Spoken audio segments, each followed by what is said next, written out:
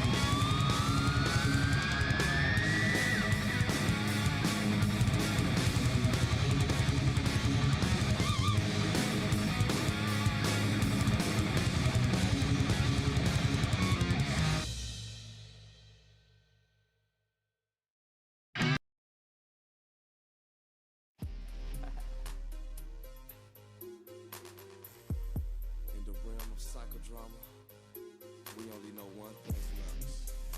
That's right. To give them the flux. To give them the flux.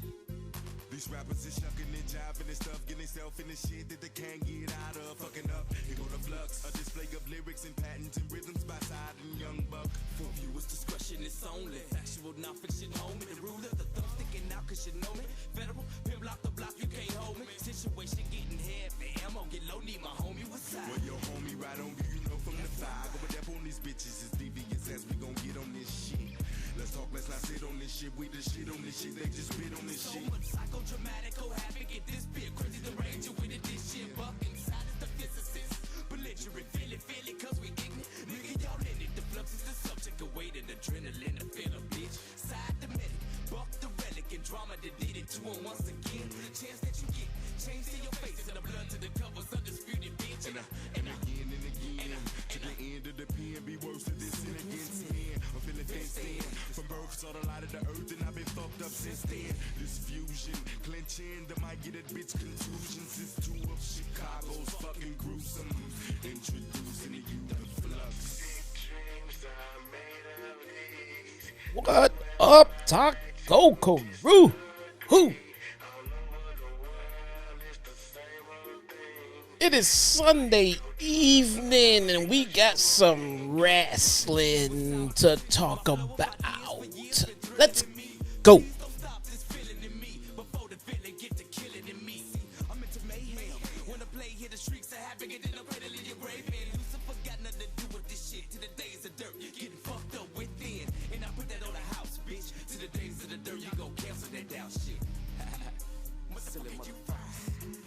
And you can inhale the danger. Consider this us spilling out pills of anger. Fuck around, swell a vein up and make you rebel on the stranger. Get contained up, things I'm thinking. Sometimes I be feel like I'm sinking in the motherfucking words of the rap. Floating in the ink pen, breathing and blinking as I lead you to the brink and push you off in the deep end of the issue. Out of the realm of reaching, you ain't gonna know what the fuck they hit you cause you sleeping. Chicago will be your motherfucking shit. Here to show you how worse of it fucking get. Don't play by books. I'm really up in it, burning the rules. Fuck that instruction shit.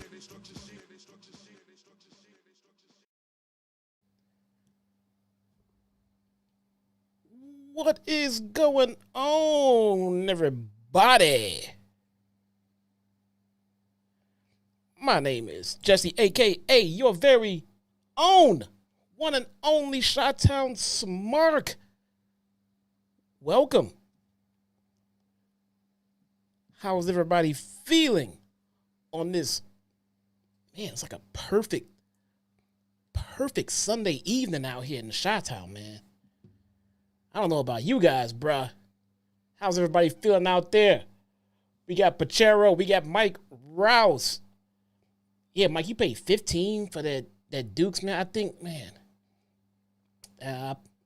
it was on sale for me, but it wasn't that damn low. It was still like $50, $60, something like that. But, oh well, enjoy, bro. I still haven't gotten through it. I'm finding a couple of episodes sprinkled in there that I didn't see before, like back in the day. So, nice. What's going on, Tay-Tay? American rock star Patrick Palmer. We got Quaz finally showing up to work. That's a beautiful thing. What's going on? R Busy. What's going on? Sherrod Jones. What's going on? Costa the Cray Cray. What's going on? Rick. John Mayfield.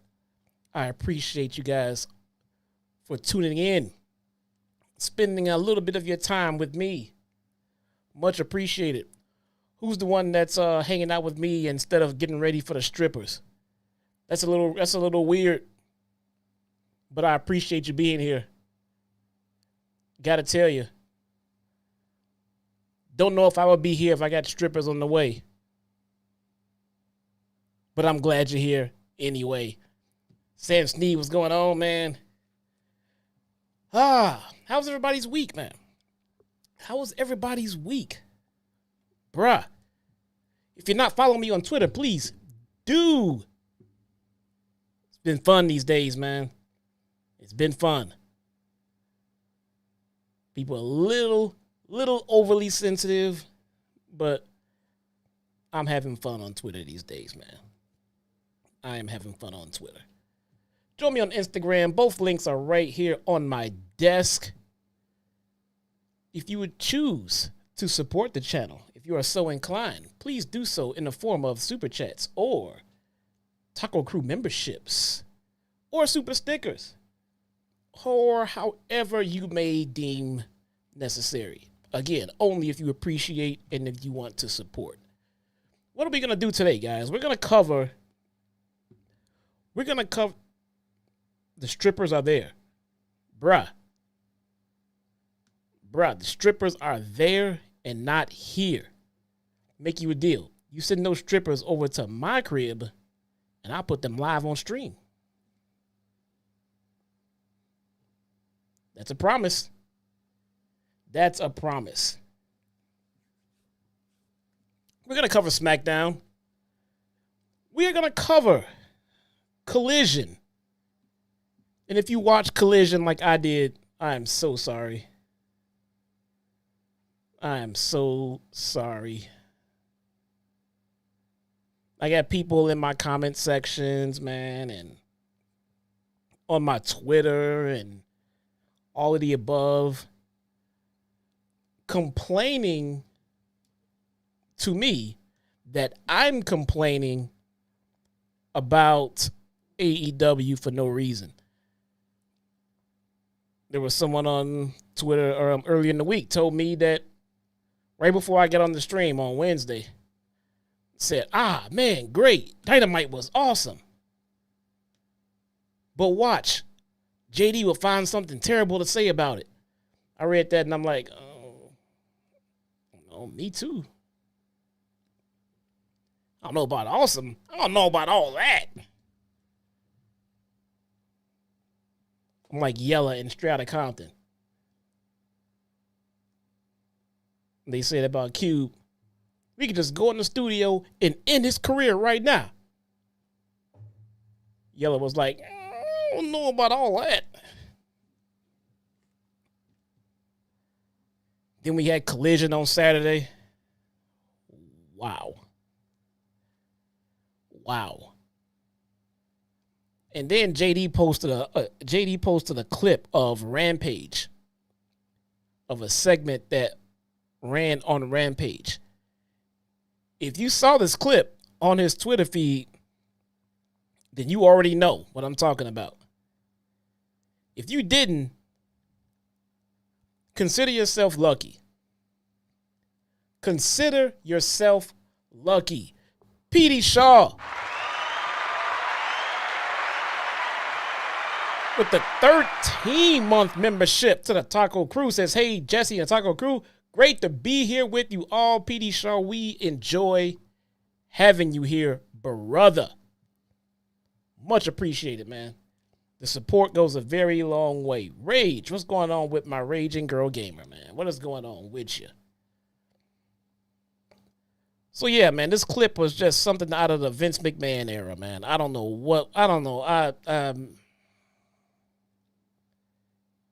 And then we get stuff like that. And then people want to know and people want to complain why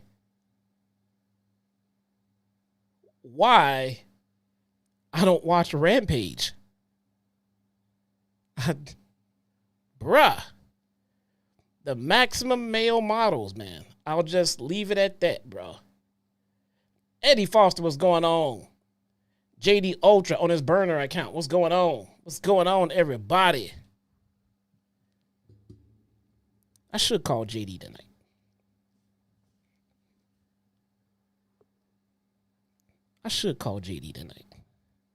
What is he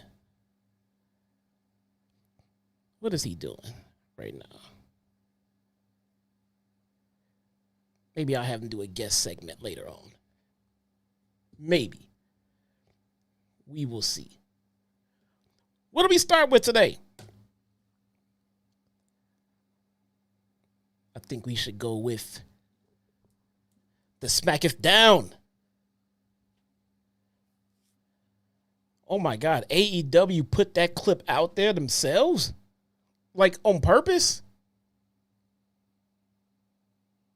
Like Like so like Punk or like somebody didn't break into the production truck and then release that clip on their social media.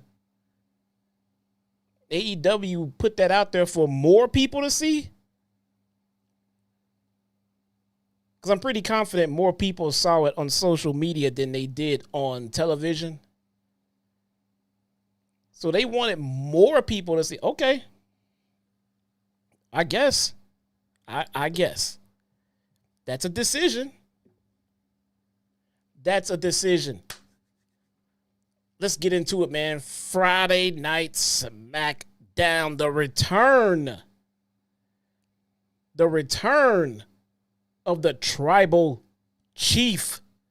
The original Tribal Chief. Oh my God, they did put that out there on purpose. Okay. All right. That's a decision to be made, bro. It's one thing to come up with that concept. It's another thing to actually run it on TV. But then you're going to double down and put it up on social media. Okay, I see you. All right, hey, when you book for the sickos, what can I say? You book for the sickos. Woo. All right. We open the show tonight with my girl, Tiffy Time. Tiffy Time. Tiffany Stratton is out there in the ring. She's with Pretty Deadly. The ring is fully decorated with all of, what do we say? How do we call it? Tiffy Time accessories. It looks like that Tiffany Stratton decorated the ring herself. It looks like she decorated the ring herself. Quaz?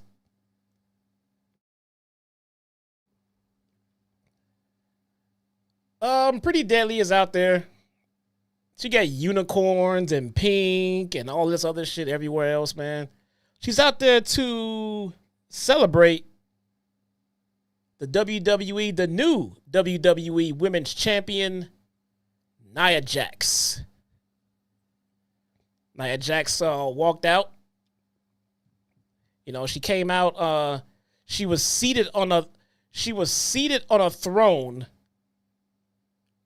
I believe the throne was being carried by 4 men. Wow. I believe. Now, I could be wrong. Maybe I'm misremembering that. I don't see that here in the notes. Maybe it was rolling. But if I'm not mistaken, I believe it was being carried. And if it was, oh my God, man. Nope. No, I'm just going to, no, not doing that one.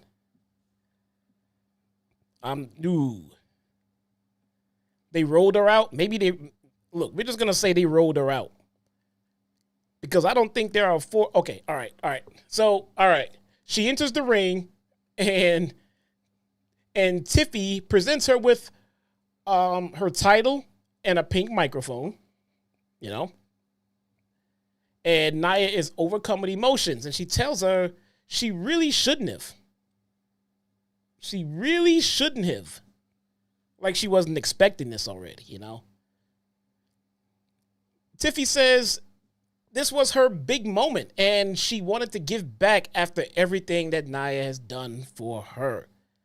Nia says it's a lot of pink, and Tiffy says she wanted it to pop. All right. Asked if she likes it, Nia says Tiffy's been really good to her, and she appreciates her. Her style is more about destruction. All right. Like how she destroyed Bayley at SummerSlam. All right. she asked everyone if everyone's going to have to bow down to her, and Tiffy should start. You know, Nia said everybody should be bowing to me. Let's start with Tiffy time. Tiffy's like,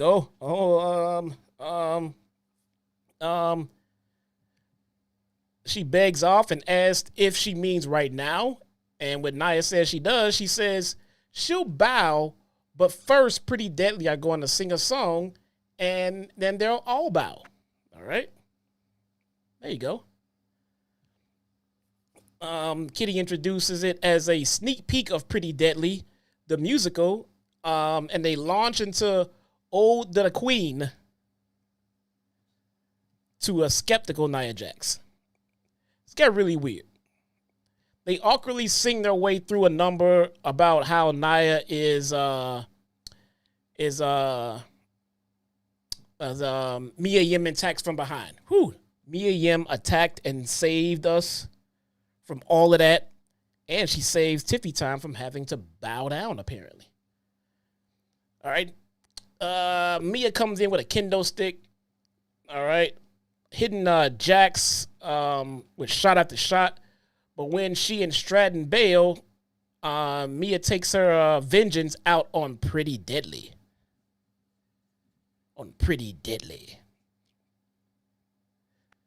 Bianca Belair and Jade Cargill and Naomi talk about how they're going to take it to the unholy union. And Nia's going to snatch and drag Blair Davenport. So, let's pause for a second here. Let's go back to the other segment. I should have stopped there. So, we've got, clearly, they're alluding to or building to Tiffany Stratton cash in on Nia Jax, all right? So how does that work? Does that mean they're trying to turn Tiffany Stratton babyface? Because I'm not trying to hear that. I'm seriously not trying to see a babyface Tiffany Stratton. God knows there will never be a babyface Nia Jax. So they're gonna turn Tiffany Stratton babyface just to feud with Nia Jax. Is that worth it? Why do we have Tiffany Stratton hanging around Nia Jax with that briefcase? Just get them away from each other and wait till Nia drops it to a babyface, and then let Tiffany Stratton actually cash in at random the way that Money in the Bank cash-ins actually work. I mean, I don't want to see a babyface Tiffany Stratton. I don't. I want to see her be a real bitch. I want to see her be a stuck-up, snobby bitch. I mean, which is everything her character calls for. I don't know. I don't know how they're gonna do this. I'm not quite sure how they plan on. How they plan on carrying out this feud. And I mean, essentially turning Tiffany Stratton babyface. I just don't like it. I just don't like it. Fans are cheering Tiffy. Well, yeah. Tiffany Stratton is definitely under the small umbrella of cool heel. I mean, everybody cheered Roman when he was a heel. You know, people cheered The Rock when he was a heel. I mean, it's fine, but it's definitely not something that you really want to see. It feels like, and correct me if I'm wrong here, I feel like a babyface Tiffany Stratton would definitely be a character that would become instant cringe in WWE, right? Because the whole point of her is being just obnoxious and annoying. How can you be a babyface and go around and intentionally act obnoxious and annoying? All right. They'll probably have her stop doing that, start altering the gimmick, and make it actually obnoxious and actually shoots annoying. It would be so cringe. Her gimmick was perfect, and it still is to an extent. I wouldn't change anything about it. I wouldn't change. And she has this Valley girl, just stuck up, you know, just pretty bimbo that can actually work in the ring. No, that's why Tiffany Stratton gets cheered. That is why Tiffany Stratton gets cheered. It's because when the bell rings, Tiffy time goes to work. Tiffy time goes to work, and it's a beautiful thing. I think turning her babyface will kind of subtract from that aura a little bit. She'll still be great in the ring, but I feel like the dynamic would be off with her as a babyface. Look, I could be wrong, but it's just the feel that I get coming off from Tiffany Stratton as we stand right now. Is that just a me thing? You know what I'm saying? You know what I'm saying? Well, Charlotte, oh my God, dude. Don't get me started with Charlotte. I don't know what they're going to do with Charlotte when Charlotte comes back. I understand that the money is in Charlotte and Tiffany Stratton, but I don't feel like it has to be I mean, they've turned Charlotte babyface before, and I don't know. She's been gone so long. Has Charlotte, I mean, she could come back and be a babyface probably for a little bit longer as well, only because she's been gone for so long. But Charlotte is also a pure heel. I mean, who are we kidding? I could see them tagging up. I could see them being a tag team, to be honest with you. They both come off as that obnoxious. I could definitely see that. But hopefully Charlotte does not come back and ruin Tiffany Stratton's gimmick and or momentum. And then we go on to Bianca Belair, Jade Cargill, and Naomi. Now, I got a little bit of a hot take on this one, all right? And this is something that I've had. This is something that I've felt about Triple H for the longest time. Triple H is the king of just grouping stereotypes together. He is the king of just putting the black people together. He puts the Asian people together. He puts the Hispanic people together. It's just so simple, easy. What's the word for it? Predictable, just lame, boring. I feel like Bianca Belair, Jade Cargill, and Naomi are literally only together because they're black. That's it. If I'm way off here and you guys don't see it, let me know. For real, I don't feel like everything I see is right. But I feel like, okay, so we got, Kairi Sane and Io. Damage control.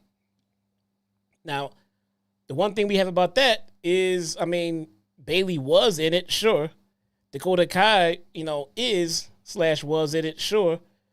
But at the end of the day, the Kabuki Warriors. Is it just, okay, you guys look alike, you guys sound alike, you're a group. Some groups can be mixed. What happened to the APA? What happened to the Acolyte Protection Agency, bruh? They didn't look alike. They didn't act alike. But the team was over. The team worked. The team made sense. It's just so damn... I don't know. Okay, all right. So we need somebody to put with Jade Cargill. Bianca Belair, that's you. Bianca Belair was a phenomenal singles wrestler. Probably the best they have in the company. But because they have so much invested in the Jade Cargill, they need someone to chaperone her around. So they took Bianca Belair out of the singles division and saddled her with Jade Cargill. They got Naomi back from Impact, from TNA. They basically did just about nothing with her.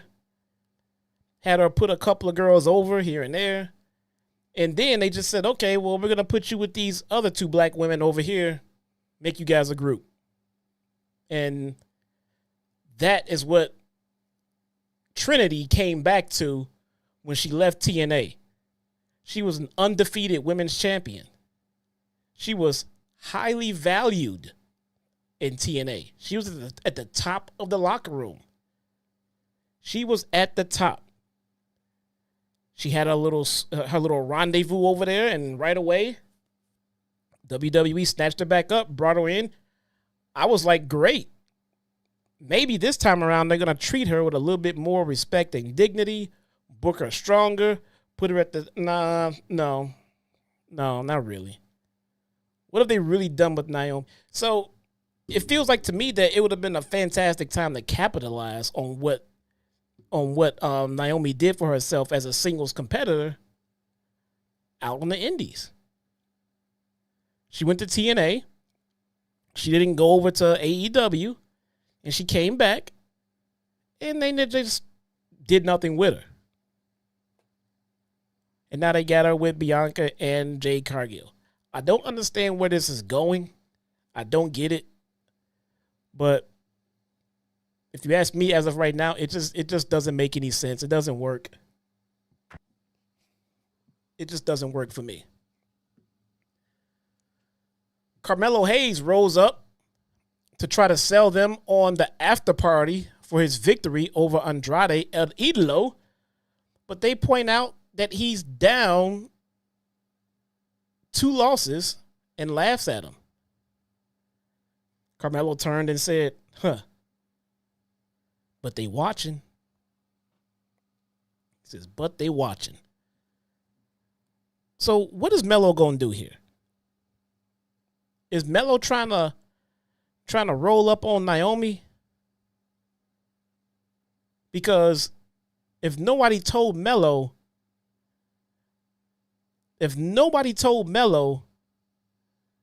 Naomi is probably the one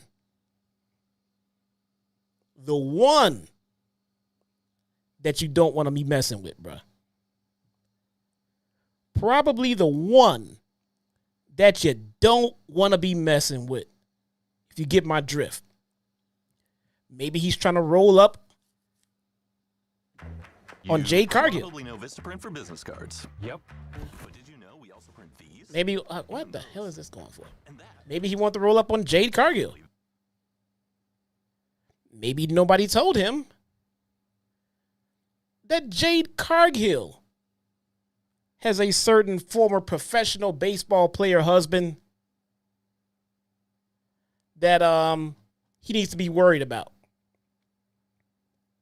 Maybe he's trying to roll up on Bianca Belair. Guess what, Melo? That ain't gonna work either, unless you want the smoke. So, what exactly is Carmelo Hayes trying to push up on in that trio? Can somebody riddle me this? Can anyone riddle me that one? What exactly is Carmelo Hayes planning on doing with either one of these 3 women as he's worried about them watching his matches? Did anybody think that went through at all? Like, at all? How you going to play that one off? How? But I digress. Andrade El Idolo versus Carmelo Hayes in what was a pretty decent damn match, man. Pretty decent match. A match like this, a feud like this can be very interesting. Carmelo's in control early, mounted punches off the ropes. El Idolo snaps off a drop kick, and Carmelo rolls to the floor. Andrade lines him up, cuts him off. Oriara moonsault connects back up top. Hayes cuts him off and chops him down to the floor. We go to break. They come back from commercial break. El Idolo with the avalanche Spanish fly. But Hayes kicks out a Spanish fly. a Spanish fly. Kick out. Off the top, Andrade cuts him off. O'Connor roll and exchanged. Running knee from Mello off the ropes. And he runs to the back elbow for a near fall. A little more back and forth. But at the end of the day, Carmelo wins by pinfall. It seems that they were putting this one over as a little bit of an upset. Which, as it should be. As it should be. Normally I'd sit here and say, oh man, look what they're doing to Andrade. But it's fine. It's fine. Carmelo Hayes is an up-and-comer. It's fine. Andrade could be booked better these days, but again, it's fine. It's fine. It's fine. So let's see. Post-match, Hayes is jawing with Andrade and looks smug as he makes the referee raise his hand. And Andrade didn't like that shit, so he kind of just left mad. And then they get into a brawl. Then referees had to come and break it up. Same old, same old. You know how it goes, so I guess that is not over. Carmelo Hayes seems to be someone they definitely got on a path. One thing I will say about WWE these days, they are seemingly, I don't want to say they're definitely doing it, but they're seemingly building up new talent, okay? They are building up different guys. Carmelo Hayes is definitely going to be a guy to look for down the road. Braun Breaker is going to be a guy to look for down the road. Dominic Mysterio is definitely going to be a guy to look for down the road. They are definitely focusing on the younger talent, and it shows. So that can be appreciated for sure. We get Blair Davenport versus Naomi. Davenport is on the attack. The whip across. Naomi slides under. Mule kick. Whip across. And right into the rear view. Right into the rear view. Gotta love it. Blair rolls to the floor. Naomi with a boot. Diving Luthez to the floor. And then picking her right up to throw her back into the inside. Up top, Naomi with a huge diving crossbody for a 2 count. Which takes us to yet another commercial break. A lot of commercial breaks early on. Back from commercial, though. Blair with a whip into the corner. Naomi explodes out with Tajiri's off the ropes. Legs, split leg drop, cover for 2. Davenport stomps in the corner. Wrist clutch. Davenport wins by pinfall. Wow.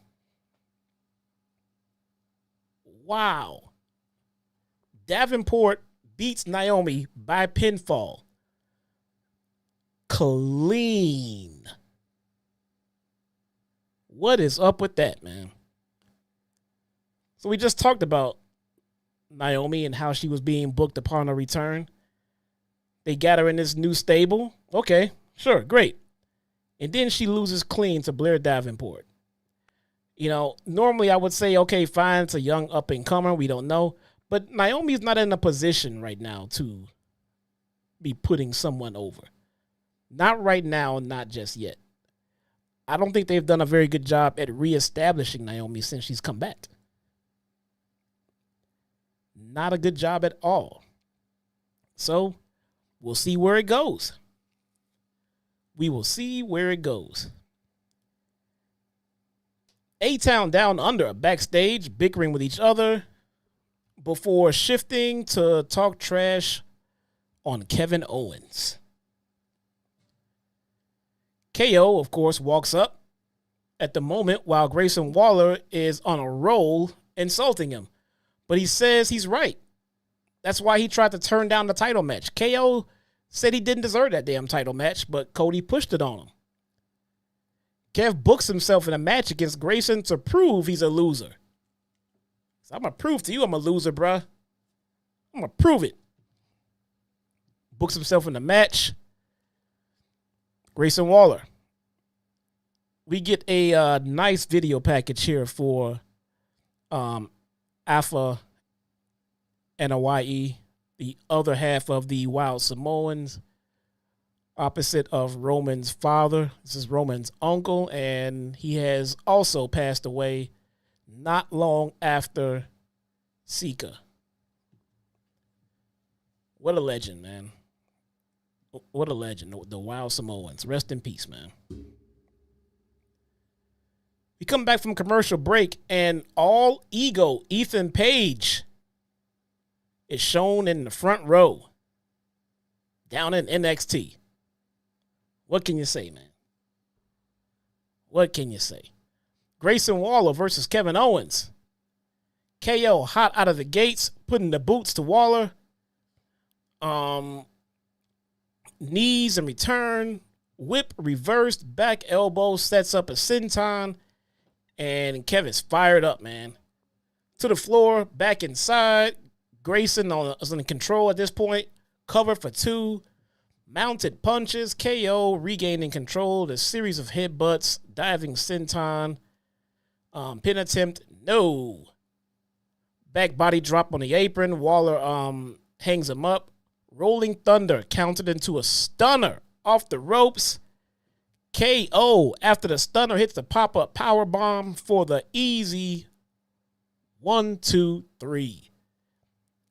Kevin Owens looks strong. That's how it's done right there, bro. Post-match, KO looks to hit another power bomb. A-Town down under. Unite with chairs. But then we get a run-in from wow. We get a run-in from wow. Cody makes the save, runs on down, grabs a chair, throws one to KO. Fight off A-Town down under. They both drop the chairs, then they turn and stare at each other like dun dun dun dun.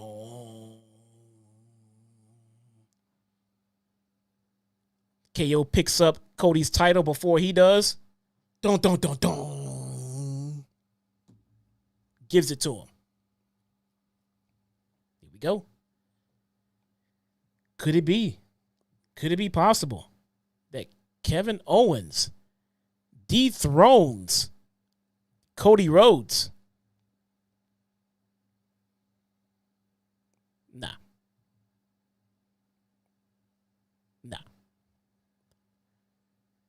Back from commercial, Titus O'Neil is in front row. I cannot believe that guy is still employed with the company. I am being dead serious right now. I cannot believe Titus O'Neil is still employed with the company. Like, I'm shocked at some of the people that were let go.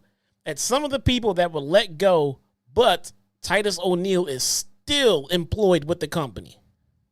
Okay. We get a video package from Legado del Fantasma where Angel Garza is babbling excitedly, but Santos Escobar bangs the table and says, "We've gotten complacent about being disrespected every week and need to turn things up around and take out LA Knight." All right. LA Knight makes his ring entrance, says yeah a bunch of times. He talks trash about Legado del Fantasma's dinner and says next week there's a good chance Santos forgets where he is when he knocks his little churro in the dirt. Is that racist? Is that racist? I don't know. That's got to be racist, right? That's got to be racist. But I digress. But I still think that might be. It's got to be. That's got to be.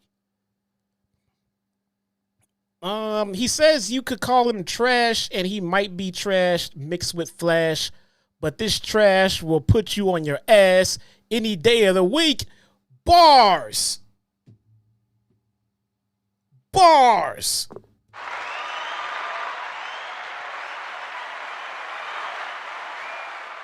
Where you at, Max Caster? Did you hear that? The fuck was that? The fuck was that, man? Oh, man.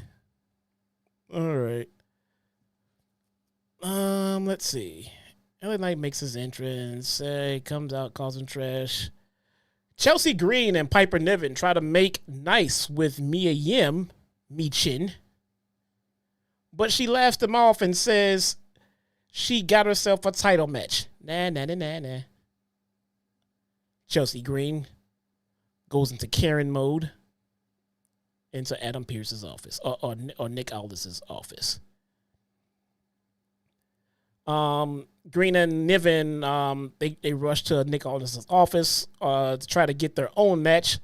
Nia Jax blindsides Mia, but Nick immediately rushes her into the office. Like, you go to the principal's office, Nia Jax. You can't do that. You go straight to my office, young lady.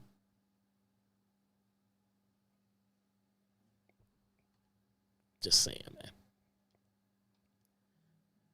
Just saying.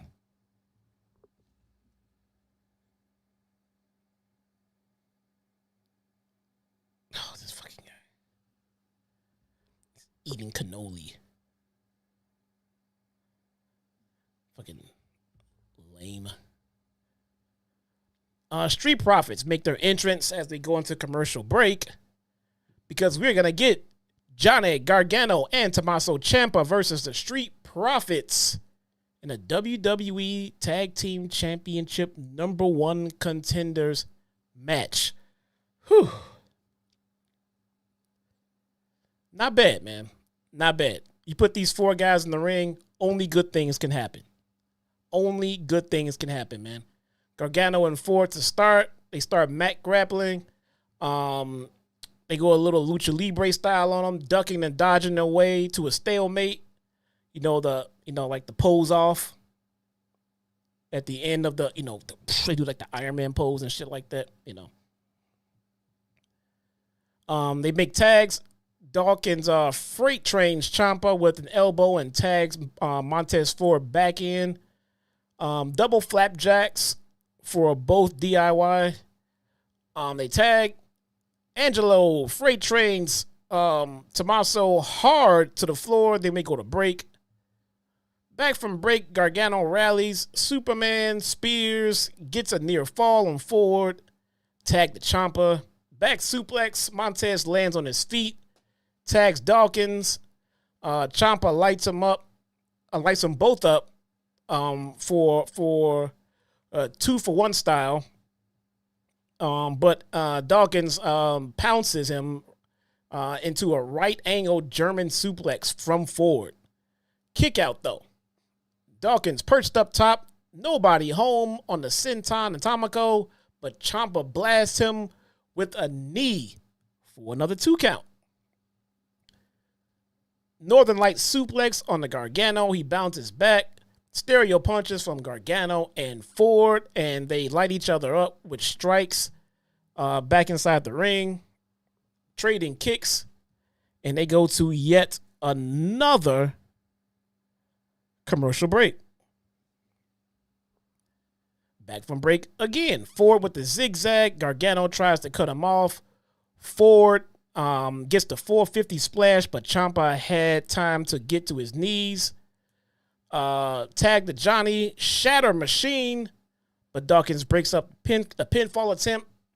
The Sky High, the neck breaker combo connects. These guys are hitting all the money makers. Hitting all the hits, bruh. Gargano breaks it up. Angelo and Ciampa trade shots. Gargano tags in, cutting Angelo down. Back body drop sends Ford to the floor. Underhooks Dawkins. Kick out of the assisted fairy tale ending. Superman spear countered with an ace crusher electric chair. Street Profits win by pinfall with a blockbuster doomsday device on Johnny Gargano, becoming the number one contenders for the WWE Tag Team Championship. Wow, what a match. What a match. What a match. Here's my thing about the Street Profits. It's old and getting stale. Am I wrong? Am I the only one that feels this way here? Nothing has changed about the Street Profits. The closest thing we've gotten to a change was with Lashley, and he's gone.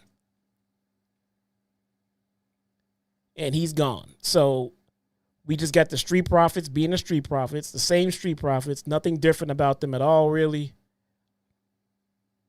I don't know. I'll be honest. If we got Bianca Belair running around holding hands with Jade Cargill, I'll tell you what, I would rather have Bianca Belair invested in her husband's tag team. I would rather have Bianca Belair hanging out with the Street Profits rather than BFAB. But that's just me. That is just me.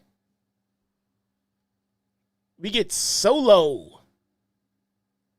Solo makes his entrance, flanked by Tama Tonga. They go to commercial break, though, of course. The 47th commercial break of this 2-hour window. Solo comes out, and Solo says that he wants Orlando to acknowledge him. Orlando says, fuck that shit. By the way, fun fact, Naomi is from Orlando, Florida. So they were in her hometown. Lost clean. Some things never change.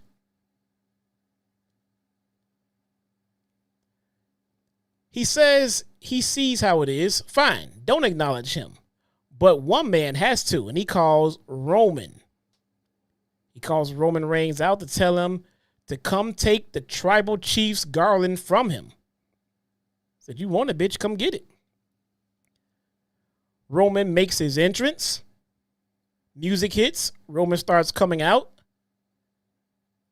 I go to the washroom. I go to get something to drink. I go to make dinner. I took out the trash. I washed the dishes. Came back, and Roman was just getting in the ring. Nah, I'm kidding. Roman makes his entrance, and Solo removes the garland to hand it to Tama Tonga and gesturing for him to go off into the corner. All right. Solo tries to throw the first punch, but Roman blocks, and then they start trading right hands off the ropes.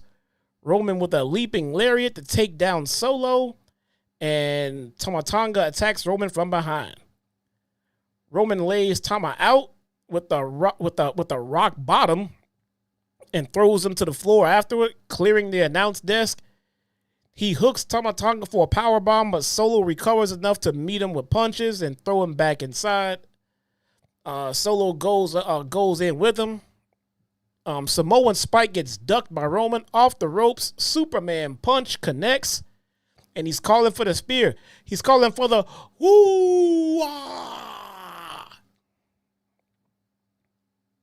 In case you missed it, Roman called for the woo-ah.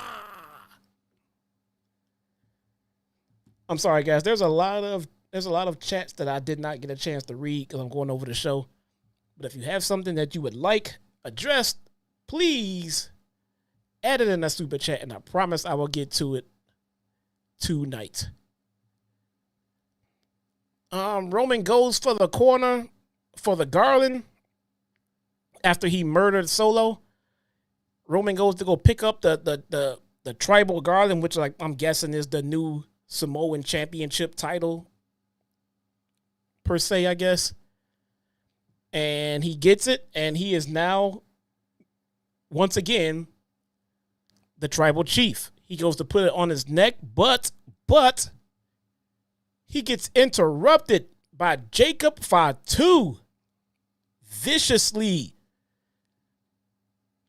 Jacob is back, and he lays Roman out with a super kick, mounted punches, throws Roman into the post, exploding out of the corner. He hammers him with the Rikishi smash, and he hits him with he killed him.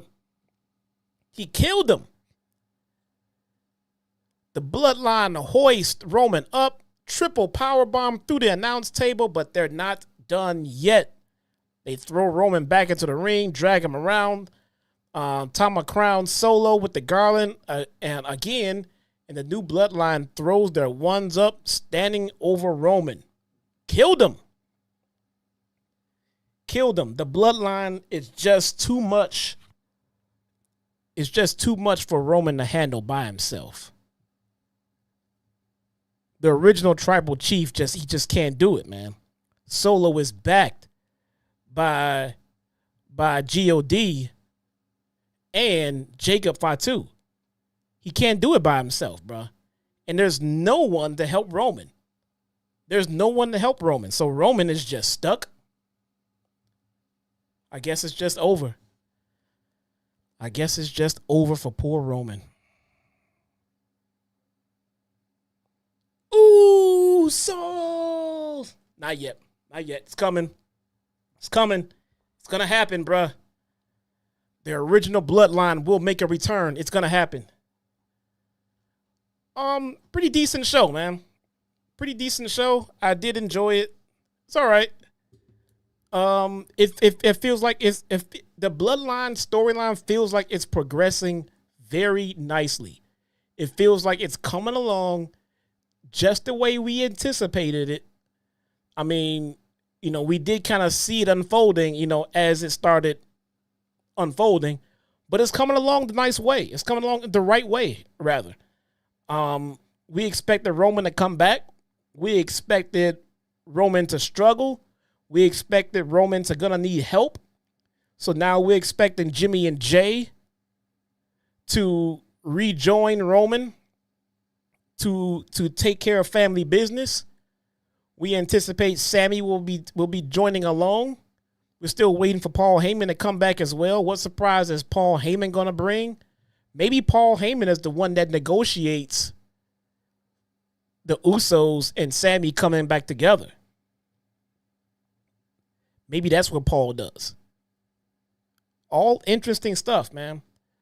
All interesting stuff. I feel like this Bloodline angle could take us right back into WrestleMania again, where yes, The Rock is probably going to be behind Solo in all of this, but I don't know, man.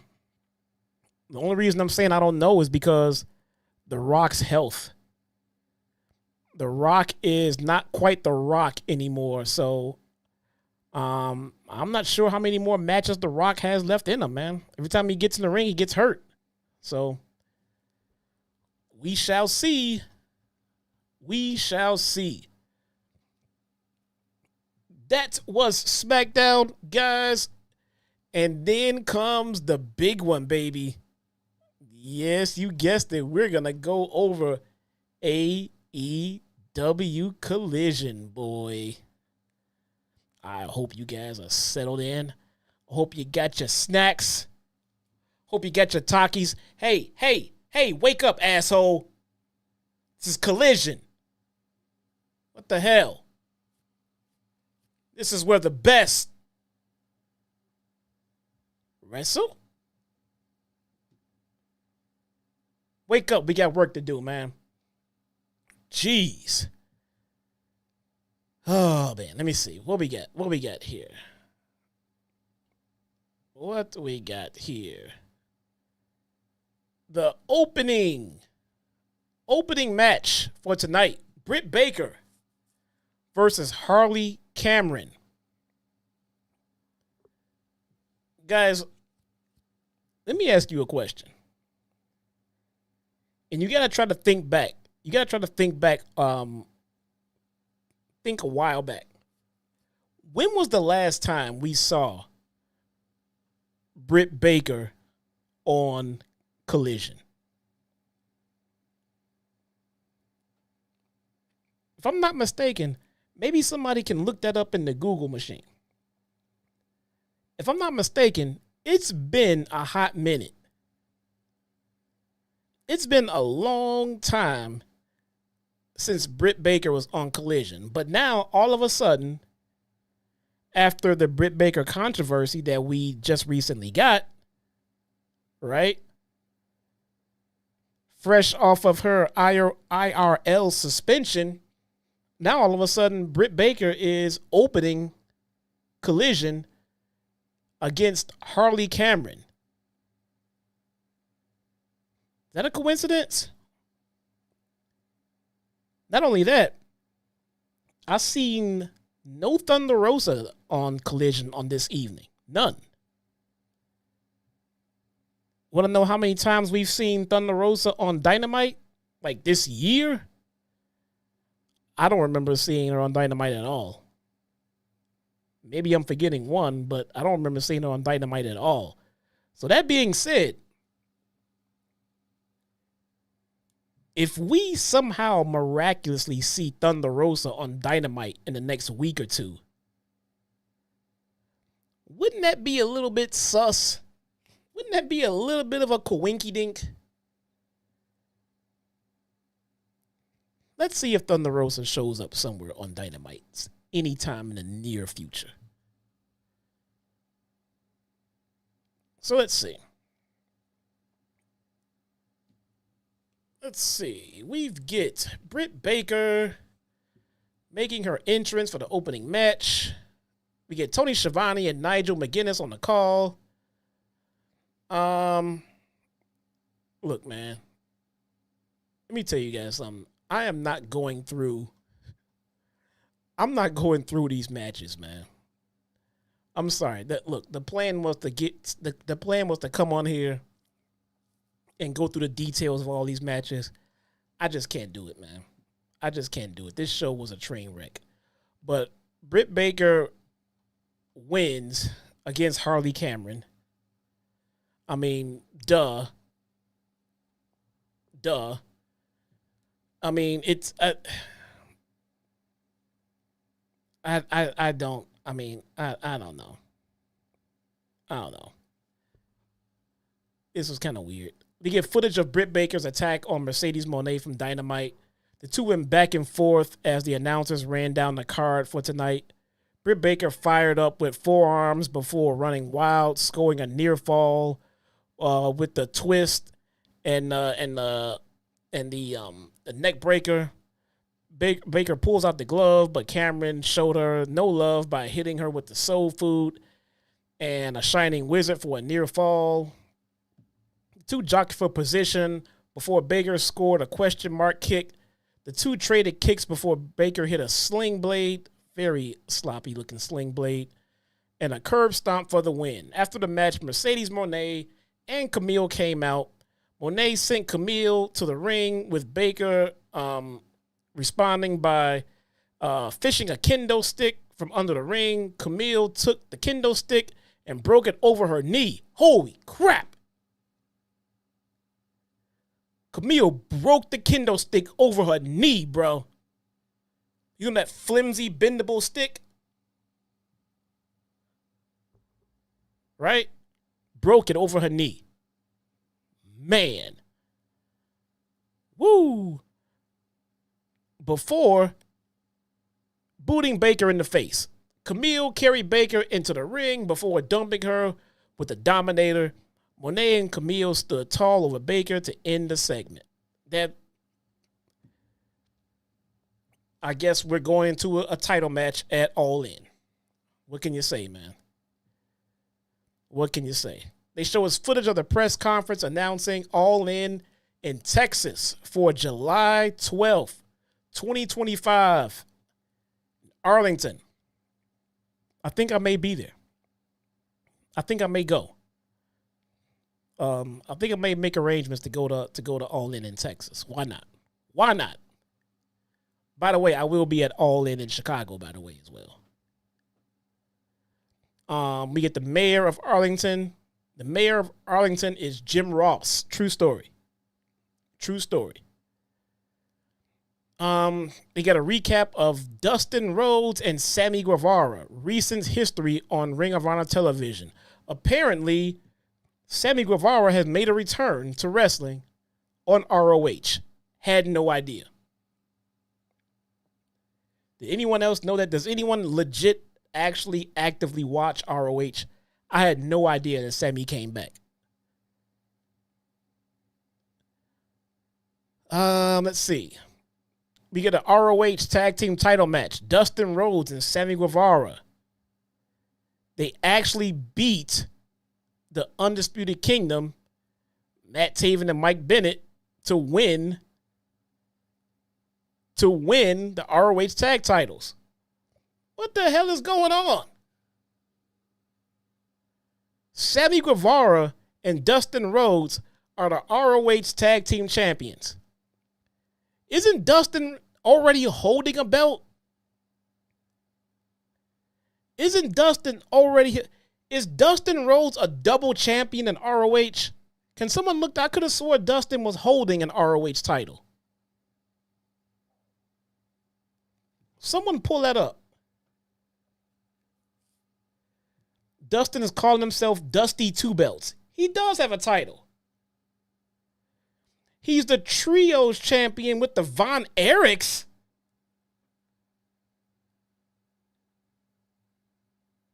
The Von Erichs are still alive? Bro, what is happening in ROH? Bro. Get the fuck. No, y'all trolling me. Fuck y'all, man. Y'all trolling me. With the Von Erichs. You thought I was going to fall for that shit? They're all dead.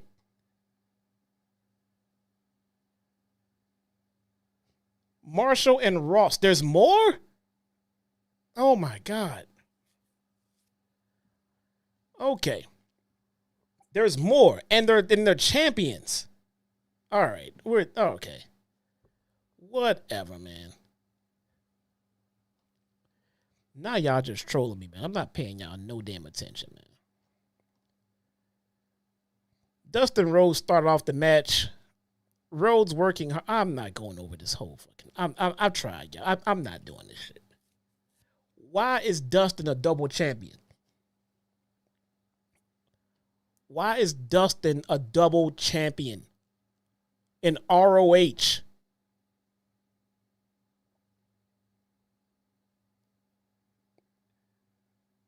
Y'all full of shit, man. Y'all full of shit. We get a video package. Of Swerve, Bryan Danielson, AEW World AEW World Title match. All in Wembley is set. It is set, man. I think they are doing a pretty good job at blurring the line as far as who is going to win this match. I thought it was pretty predictable at first. I'm not too sure at this point. I like how they're doing it with the interviews and everyone saying that this person must win. I don't know who's going to win this match, man. I got to say that's a good thing. That it's a good thing. Hollywood Eric with the 5-month membership, bruh, says, hey, Taco King, sorry I'm late to the stream. Yes, I actually watch ROH. What? And I thought them winning was cool. What? Happy 5-month anniversary in the penthouse. Love you. Awesome, man. Hey, brother, if Hollywood Eric says it was awesome and it was cool, then that's just what it was. I take back everything I said. I loved everything about it. I'm sorry, Eric. I tried. I didn't believe myself when I said that, man. Bro, Dustin Rhodes is a double champion. Goldust is a double champion in ROH in 2024. All right, man. I'm what? Okay. I'm sure the show gets better from here. I'm sure it gets better from here. FTW champion Chris Jericho with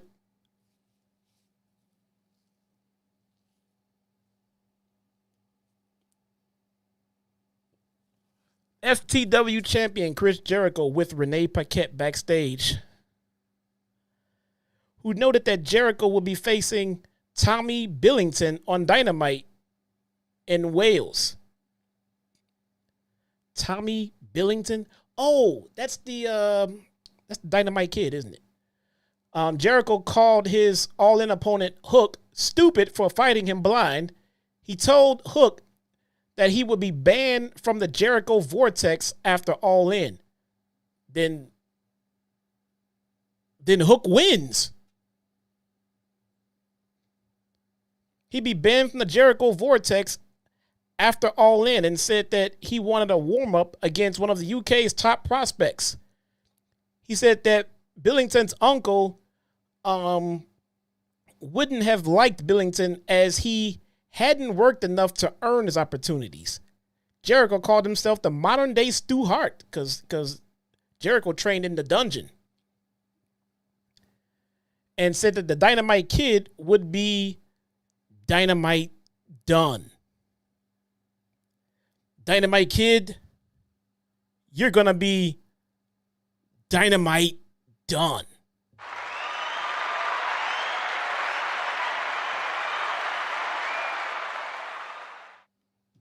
Fucking hell. Next match, bars. Next match, maybe it gets better from here on out, right? I mean, after getting Jericho in the learning tree, then it all gets better from here, right? What we got next? Hologram. Hologram versus Angelico. And I almost missed this show. I said hologram, bruh. What do you mean who? Hologram, man. Do you not watch pro wrestling? It goes Roman Reigns, MJF, Cody, hologram. Duh. What is wrong with you, man? Woo! Hologram defeats Angelico. The announcers really made sure to note that Hologram used his mat skills to beat the tactician that is Angelico.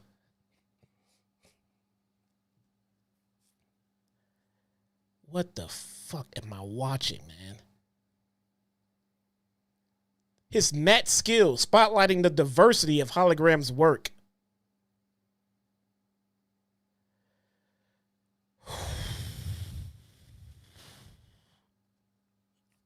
Hologram wins.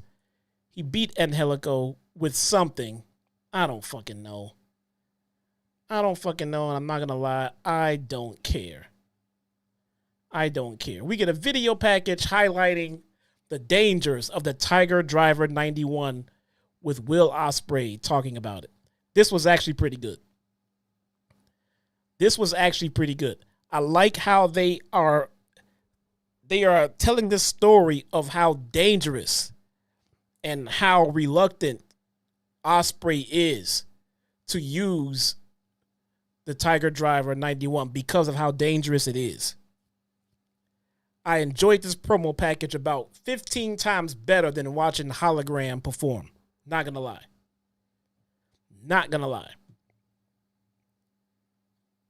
So that was pretty damn interesting. We get a non-title match. We get Jack Perry versus Danny O'Ryan.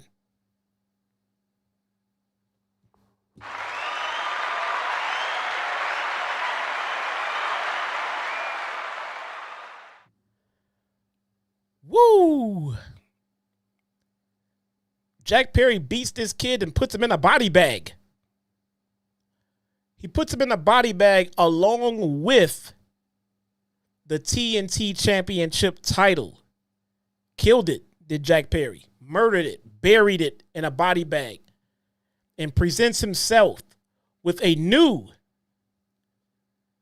TNT Championship. Jack Perry gets his own personal TNT Championship.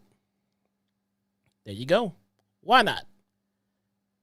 Why not? Maybe they want to highlight the fact that Jack Perry is a champion and a certain other person is not. Could be it. I don't know. Who knows? Let's see. We get a video package of the recent events surrounding the AEW Trios titles. House of Black and the Bang Bang Gang cut separate promos about Christian Cage, screwed them over.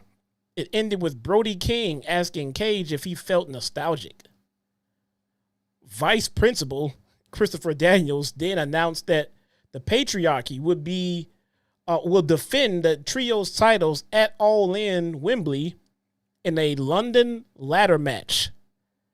Their opponents will be the House of Black, the Bang Bang Gang, and the third team to be determined in a wild card match on Collision from Wales.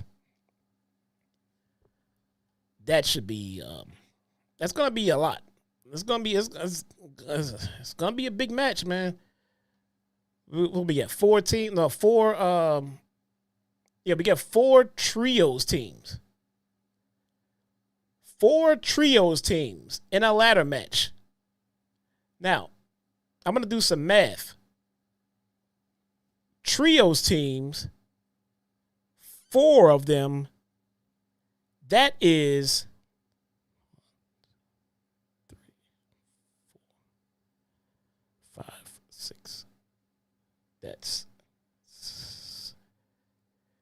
That's about 47 men in the ring for this damn ladder match. 12 if you want to be exact.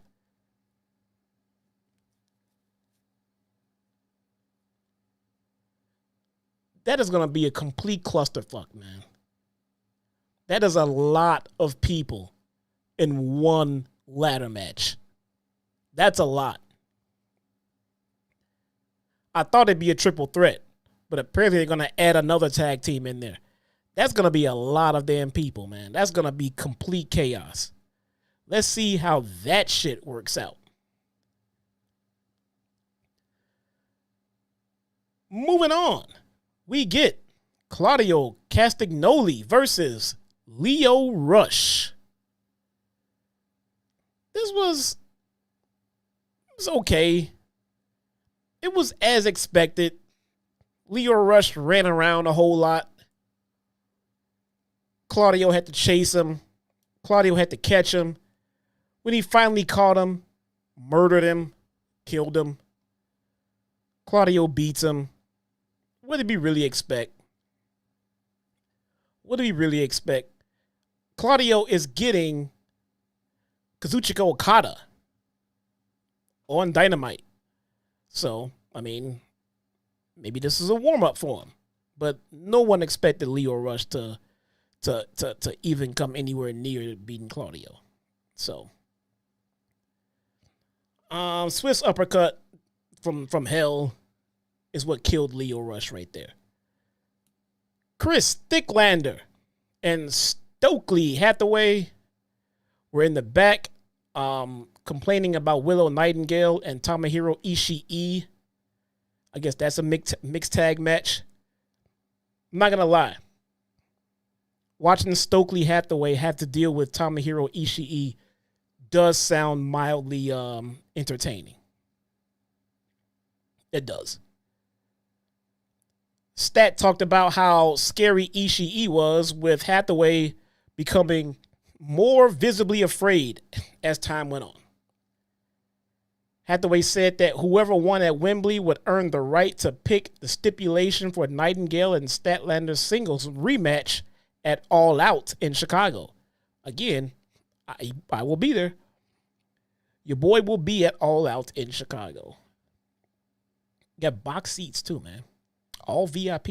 All VIP, bruh. Hathaway then feebly threatened Ishii, claiming that he was the stone pit bull around here, failing to bark with any bass in his voice.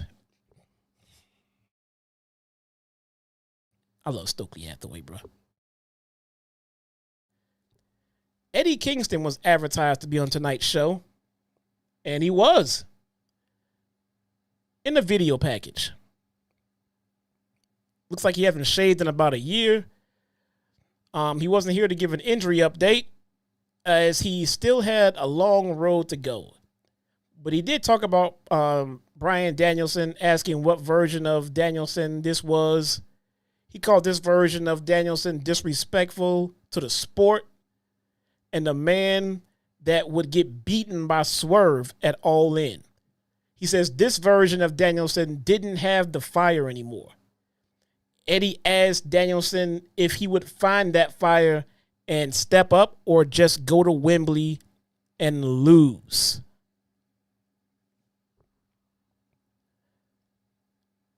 Does Eddie lie? Looks like Eddie is speaking truth. All right. Now, we have another match. We have Mariah May versus London Dior. How did you guys spend your Saturday nights? Because my Saturday night was spent watching Mariah May versus London Dior. Jesus Christ. Like, seriously, like, I don't know why I come here. I mean, I will say this, though. I will say this. Mariah May looking pretty good tonight, man. That outfit, Mariah May was looking pretty good tonight. I will give her that. London Dior defeats Mariah May clean. I'm kidding. Who thought that bullshit for any length of time at all? Instead, Mariah May won, and we get Toni Storm. Toni Storm, after the match, with a new film entitled My Final Gift. Storm, in a black wig, told a story about how the doctor recommending her to see a clown called Pagliacci. She said Pagliacci would pay to see her. She threatened May, saying that the River Thames would run red with her blood. I think the River Thames is red anyway from the pollution. But that's neither here nor there. Storm said that May would regret the day that she met the woman who loved that she met the woman who loved her. Wembley was waiting, so they would give them a show. Back in the ring, Mariah May saw that, and she continued to beat the crap out of London Dior some more. Why? I have no idea what London Dior did to Toni Storm. Not Toni Storm, to Mariah May. But oh well. For the AEW World Tag Team title match at Wembley, we get FTR and we got the Acclaimed in a long 30-minute draw. I'm not going to get into this whole match. The match was actually pretty damn awesome. It was a fantastic match. Definitely very worthy of a Collision main event. I just wish that we cared more, if that makes any sense. This match was great. This match was a fantastic television match. It ended in a draw. It ended in a time limit draw. So, I mean, I kind of expected that, to be honest. Either a draw or disqualification. I'm not going to lie. That's kind of what I saw coming. It'll be the Young Bucks versus the Acclaim versus FTR for the AEW tag titles at All In. So we got a 6-man, a 3-team 6-man tag match, and we got a fatal 4-way trios ladder match. My God. They got about 20 dudes in 2 matches. True story. True story. Overall, guys, I feel like Collision really is booked for the sickos, and there's not many sickos hanging around on Saturday night to watch it. All right. I feel like Tony Khan is booking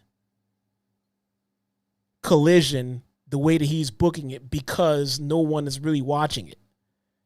But no one is really watching it because of the way that Tony Khan is actually booking it.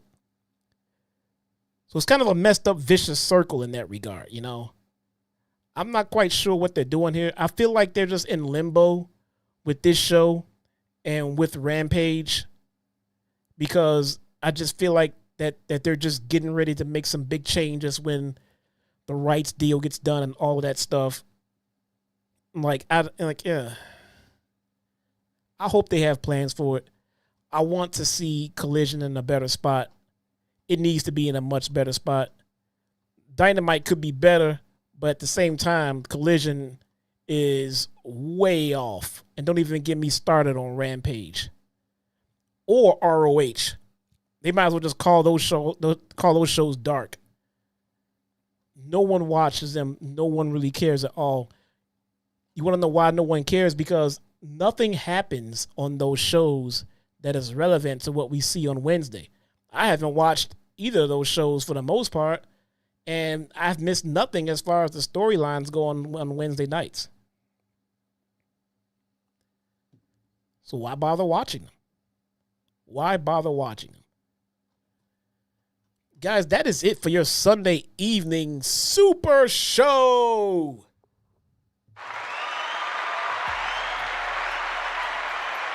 Thank you guys for coming to hang out on this fantastic Sunday evening. It's dark out now, man. What is today? Sunday, Monday, Tuesday. I will see you guys on Tuesday right here on this very channel. We will cover Monday Night Raw, which has been better than Collision and Rampage combined over the last year total. Just saying. I will see you guys on Tuesday evening. Thank you guys so much for being here. My name is Jesse, a.k.a. your very own one and only Chi-Town Spark. I will see you guys on Tuesday. I'll see you Wednesday for Dynamite. Sherrod, take it easy. See you guys next time. Peace.